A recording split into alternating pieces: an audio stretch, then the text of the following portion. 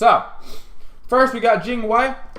I have not personally played her yet, but from the people that have played her, they say she's okay. Apparently, she's not OP. She's not UP. Her early game is very strong, and then she has a very poor transition to late game.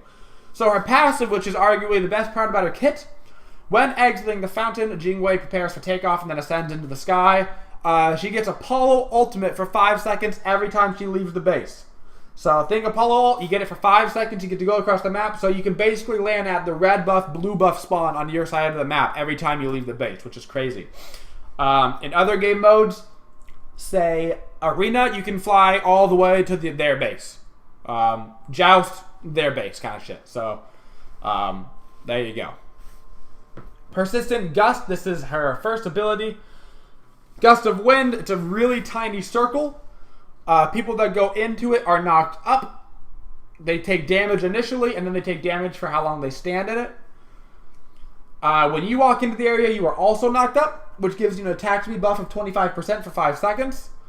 And this also pairs with your third ability. When you get knocked up into the air, you can dash in the air, and your dash is twice as long as it normally is without that.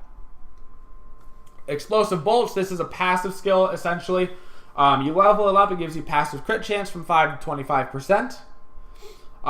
When you activate the skill, your next 3 basic attacks are easier to hit. They have, there's the critical chance, and then you deal area of effect damage. And that area of effect damage procs things like crits, kin size, lifesteal, etc. Agility, arguably one of the worst abilities probably put into Smite in terms of cooldown for what it does. You dash forward. There's almost no point to use it regularly. It's an extremely small dash with an extremely long cooldown. But if you use it from your tornado or from any knockup, if you get Sobek Pluck, you can use it mid-Sobek Pluck. If you get the Vulcan knocked up, you can use it mid-Vulcan knock-up. You can't do it during the Willixes because it's different. But and then you get a 5-second immunity to basic attack movement penalties. So you basically get Fatalis, which is awesome. That's great. As far as being a getaway skill, it's really bad unless you're talking about like anti-pluck, which in case it's good, just hard to use. But as far as just using it by itself, completely useless. You almost never want to use this unless you're up in the air from some sort of knockup. And then finally, her ultimate, which looks cool, but apparently is way too hard to actually hit. You do a brief channel, which is like half a second to a second long. I think it's half a second.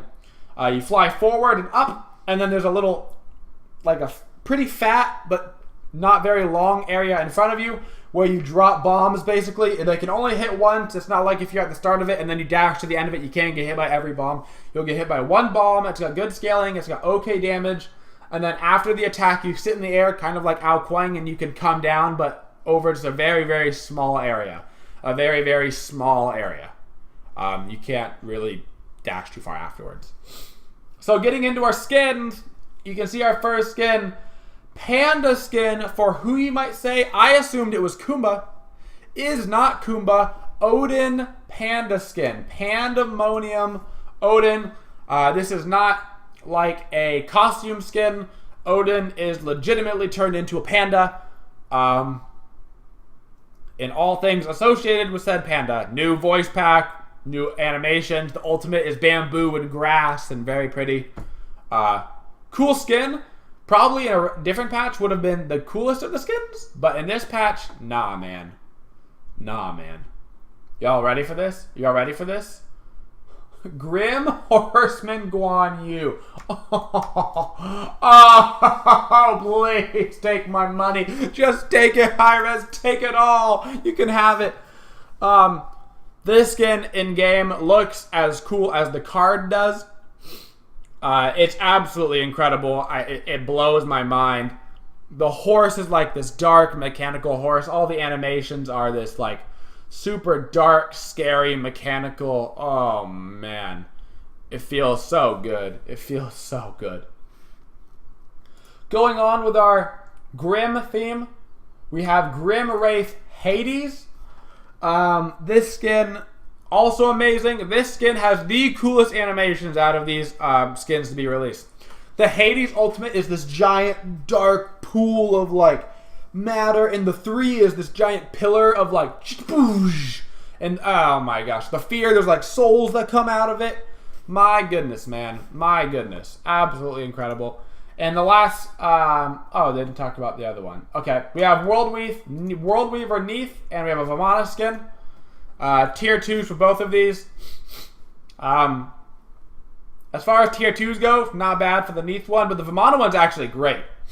This is a tier 2 Vamana skin, and the mask looks super cool in game. In the big baby form, the mask looks super cool. So I would not be opposed to getting this tier 2 skin, honestly. This Vamana skin is really cool. Neath one, whatever. All the Neath skins look the same. And then, of course, recolor Jing, classic Kawaii. So those come with voice packs, etc., etc. And we have updated Awilix Mastery skins. Holy, what the... they didn't show this on stream. I wonder why. I wonder why they didn't show this on stream. Everything seems right in the world. Anyway, apparently Awilix has new cards, and that's a sick card for various reasons. Okay. So, with all of those Escape from the Underworld skins that you saw, that's all part of this Escape from the Underworld event. So if you remember, the Summer of Smite, think very Summer of Smite, where how you got like the Hercules workout skins and the Afro skins. It's kind of like that. Not exactly the same, but that's like the most similar. Basically, there's going to be certain skins that you can only buy. Say that Guan Yu skin, that Hades skin. And then there's going to be things that you can get from playing the game.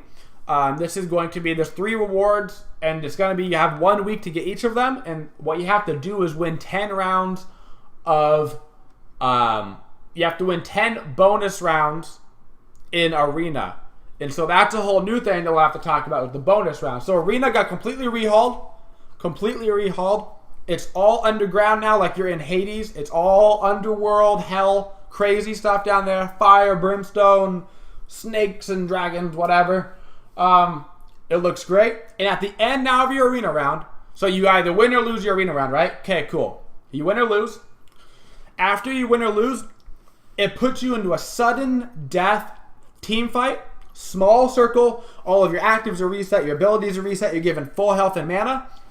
Boom, you go into a team fight. If you get thrown into the lava, you take 500 damage every half a second. And you take crazy damage. Crazy damage. If you win, that counts towards these special rewards. So that's a completely separate thing from the winning of the Arena match.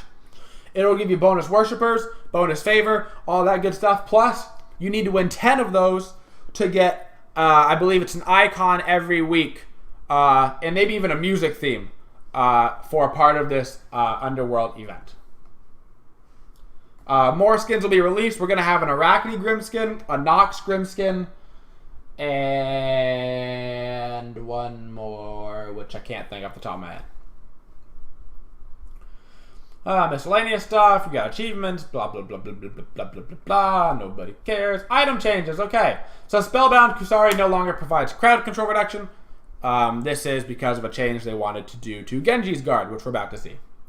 So, Genji's Guard, they've got a new direction. And it's interesting. It doesn't give the CCR, like we just talked about. It now gives 10% cooldown reduction. And it now has a new passive. Instead of the HP passive, when you take magical damage from abilities, all your cooldowns are reduced by 2. This can only occur once every 30 seconds, and it will not trigger if you don't have any skills on cooldown. And they reduce the price to 2,200. So, while this may not be the best on every god, gods like Guan Yu, who already have low cooldowns, and they're kind of based around using those cooldowns, dash, heal, get hit by magic ability, heal, dash, heal. You can do a lot of stuff. You can do a lot of stuff with that. So that'll be interesting. Oni Hunter's Garb, getting a change. The passive 15 magical protections that you get for being out of combat for every like 10 seconds, you get 3 stacks. Now also affects in combat, so you don't have to do nothing all game, so you can get your stacks up to go into a team fight. So that's actually useful. Spectral Armor getting a crazy new passive, first of its kind in Smite that we've ever seen. When you activate a relic, you gain Ghost Walking. So think Osiris's corporal form, or his ethereal form, I should say, when he gets his passive up. And you can move through enemy players and enemy deployables. Now, this only happens when you pop a relic. So, in order to make this work, you have to have Spectral Armor, and you have to use a relic. So what's the relevance of this? You can walk through Ymir Wall, you can walk through Odin Cage, Thor Walls, whatever. All of that stuff. But it does require both having Spectral Armor and using a relic. It only applies on you. It's not like you can buy this and then get shell and everybody can walk through that stuff. That's not how it works. You have to physically have the item. It's when you have a relic. With the item. So, will it get picked up? Maybe. But like, who's going to pick it up? The solo laner? Okay, sure. Well, they have teleport, which they can't use as an active. And they have meditation. But they don't want to meditate inside the Guan cage because then nobody gets to heal for them to get out. It's a whole thing. Emerald Talisman, cost reduced. Stone of Gaia, cost reduced. Just trying to get Stone of Gaia to be picked up a little bit more. Obviously, nobody's picking it up because it's trash. So we'll see how that goes. A very interesting change that we'll see how it affects the mid lane. Soulstone increased magical power at 5 souls from 30 to 60. Obviously, Soulstone was not competing with Vampiric Shroud ever. There was not a single god, basically, that you got Soulstone on instead of Vampiric Shroud. Just because the sustain from Vampiric Shroud was so strong, especially because a lot of people wanted to buy the 600 gold helmet, which only left you with 2 potions, which was not very much sustain. Now though, 60 power, you get the mana regen from it, with the stacks. It gives you mana. You're really low on HP though, so you can't really fight, and you kind of want to fight in the mid lane, give or take. We'll have to see how it goes, but could be useful. I mean, it flat gives you what? 20 power already, 30 power, plus 60 on your ability, plus you have red buff, plus you have, your helmet. 30 magical power smash down on one of your abilities early could be a huge amount of burst. Or even purple pot. I don't know. We'll have to see. We'll have to test it out. Too early to see how it's going to go. And Shifter Shield, reduced cost. Shifter Shield, actually a great item, which is too expensive. 300 gold reduction, though, could mean that gets picked up a lot more. Agni getting the biggest changes we've ever seen to his kit. He has faster attack speed. Cool. Because when I think Agni, I think attack speed. Now, it is relevant because you have to get your passive up. Early game, it'll help a little bit, but it's not going to be whatever. Not going to affect Agni at all. Apollo, though, no jokes. I'm not going to lie to you guys right now. Apollo, I swear to you, is getting buffs. And so some of you might be thinking maybe, hey, Apollo's not too OP. Apollo doesn't need buffs. Okay, so I don't know if y'all have played against an Apollo since the throwing dagger start has become a thing. But if you try to lane clear against a throwing dagger Apollo with Audacity up, it ain't going to happen. It ain't going to happen. He full clears the wave. So, let's go ahead and buff him, man, because we want Apollo in every game for the rest of our life. For the rest of forever, dude. So, let's go. So beautiful. Mana cost reduced, and reduce the cooldown to 11 seconds at all ranks. That's a 4-second cooldown at rank 1. 4-second cooldown, and it costs less mana. And across the sky, let's go ahead and give him decreased mana cost per second so he can stay in the sky longer, so he can decide where he wants to come down and go ahead and pop people. Those are the only changes, but he did not need them, period. Apollo was already super strong. Already. Bogosura getting a nice change. He can now consume any non-buff jungle creature at 100%. Full HP Mid-Harpy, full HP Boar, not the Gold Fury, not the Fire Giant, and not blue or red buff. But, nice change. Won't be great, but it's something. Chang'e.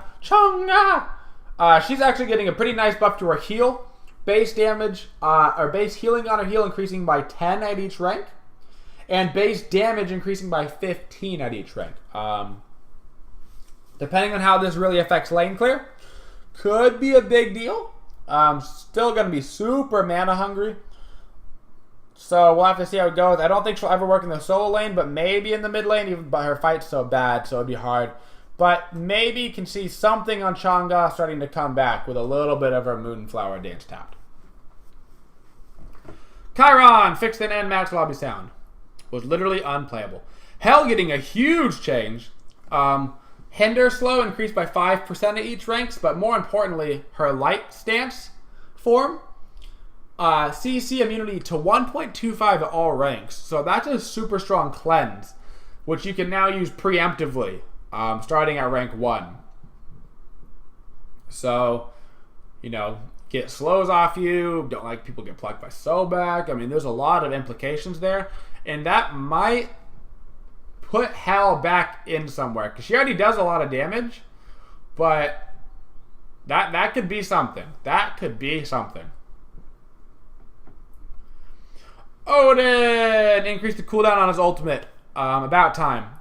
Obviously, Odin was getting played a ton. Huge amounts of Odin players coming out of the woodworks, getting played in 3 different roles competitively: solo lane, jungle, and support, doing well in all 3 roles. So finally giving him the nerf to his ultimate so he can't use it hopefully twice every single team fight, sometimes 3 times.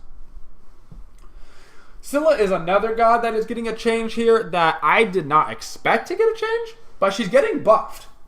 So let's go ahead and look at it. Increase the magical scaling on Sikkim, and increase the late game damage of Crush by just a tad.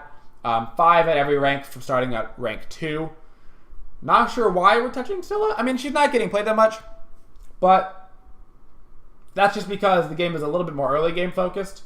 Although competitively, it's starting to transition back into that mid-game fight. But we'll see what happens. Soul, something, fixed an issue, didn't nerf her. Hey, Sylvanas getting a little buff. They reduced the cooldown on his pull, and they reduced the mana cost. Actually, when you rank up the pull now, it reduces the mana cost instead of increasing the mana cost, promoting leveling it, and you know, pulling more late game, looking for opportunities instead of, you know, wasting your mana trying to get your pulls off and missing them. So that's the patch, guys. Generically, pretty good patch. I like all the changes except for maybe the Apollo. The Apollo change was very unnecessary. Other than that, I mean, Soulstone, cool. Spectral Armor, sure. Genji's guard might be a little bit broken on Guan, but maybe not. We'll have to see how it goes. Other than that, nothing too crazy. We'll have a video up soon as well, guys, on YouTube. After this, playing Jing, the new god. I'm about to go do that right now here on stream. And thank you guys for watching. Of course, thank you for those of you that subscribe to the YouTube channel. All right.